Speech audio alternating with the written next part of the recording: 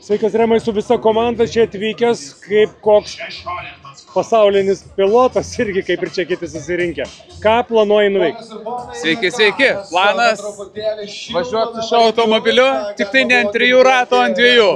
Tai toks kukliai nedidelis planas, bet nežinau, ir labai lengvas. Aplenksi formulę? Laisvai, jeigu ant 2 ratų iškart. Turit scenarijų?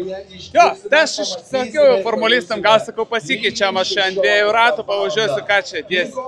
Juokauju, aišku, bet smagu, labai didelis renginys, labai wow, daug technikos, kiek čia kokios technikos, ką čia vyrai išdarinėja, tai wow, fantastika. Bet tu tarp jų jautiesi savas tarp savų. Na tai, kaip ir taip.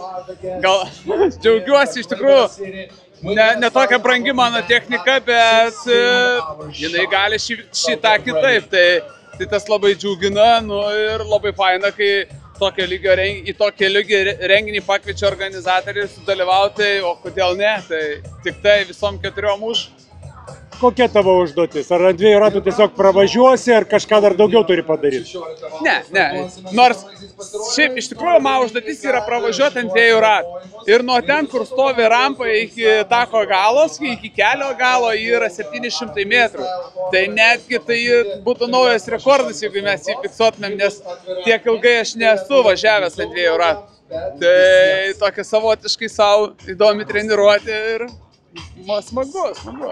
Netgi dar ką padariau, kad kai namuose treniruojuosi, ten turiu apie 150 metrų atstumo, tai užtenka, o šiandien dienai, sakau, vyrai, mes šitą žemę neatsivežėm benzino, sakau, reikia dapildyti iki pilno bako, nes ilgai automobilis pavisvyręs ant 2 ratų gali pradėti trūkti benzino. Tai, kad nebūtų rizikos, tai dar dapylėm benzino, ko nepasirašėm iš namų, nes tokio atstumo nevažiavau ant 2 ratų.